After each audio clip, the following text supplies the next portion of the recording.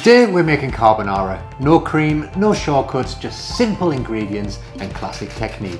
We're going to begin this recipe by taking a large pan filled with water and placing it over a high heat. Now make sure that it's seasoned with salt reasonably generously. And now that that's boiling over there, we can let that do its thing and turn our attention to this wonderful ingredient here. This is guanciale. This is pork cheek that has been cured and air dried. It's a beautiful cut of meat. It's traditional for carbonara. And if you can't get that, then you can use a bacon or something along those lines. But ideally, you want to try and get your hands on guanciale. So I've set up my meat board here, and what we need to do is remove this skin.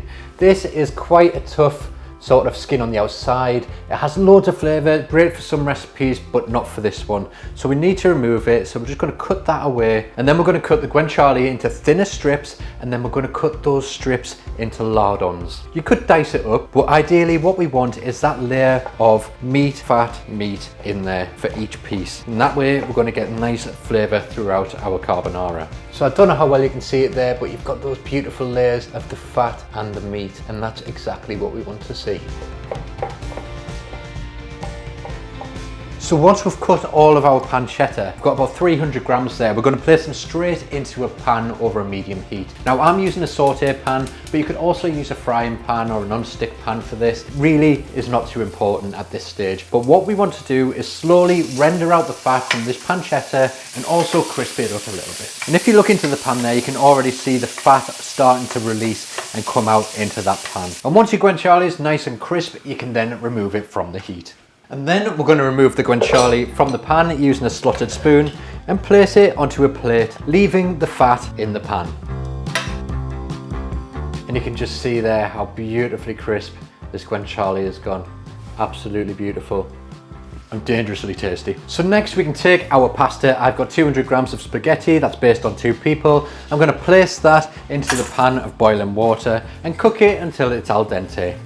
So now our pasta is cooking away nicely. We need to take 4 eggs. I've got some beautiful free range eggs here. Get the best quality you can. And we need the yolks. So we're going to separate the whites from the yolks. We're going to place the whites to one side, use for another recipe, and we will place those egg yolks into this bowl here. And then we're going to place in 70 grams of pecorino romano that I have already grated. If you can't get pecorino, you can use Parmigiano Reggiano, or you can use a blend of the two. I wouldn't recommend any other cheeses. Those are the two that you want to go for. So we'll place the pecorino in with the egg yolks and give everything a good whisk. And then we're going to give it a good, generous grind of black pepper.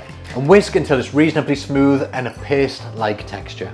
And just before the pasta's ready, we're going to take some of that pasta water and keep it. We're going to take about 250 ml. It doesn't have to be a specific amount, because this will add to the sauce and help it become really creamy because of the starch that's in there. It'll loosen it up and make a beautiful creamy sauce. So once that's done, you can take your pasta straight from the heat. And then with the pasta, we can take it directly from the water using some tongs. You can let it drain a bit, but some of that water can go in, and we're going to add it straight into the pan with the fat. And then you can toss the pasta through the fat, making sure it's nicely coated, before placing 2/3 of the guanciale back into the pan, keeping some back for serving. Next, we'll add in the egg mixture and give everything a good mix and toss together. And then we can gradually add in some of that reserved pasta water to help thicken it and emulsify it. And just look at that. You can see how beautifully creamy that is. No scrambled egg. It's a nice rich colour from those beautiful free range egg yolks. If you're going to make something with very few ingredients, make sure the ingredients are top quality. Now this is ready to serve. Simply serve on bowls or plates and finish with more of that crispy guanciale. Then you can add an extra grating of pecorino romano and a good grind of black pepper. So there we go, homemade carbonara, and it looks absolutely delicious. I hope you enjoy this one. Thanks for watching, hit subscribe if you haven't already, and I'll see you in the next video. Doesn't get much better than proper carbonara.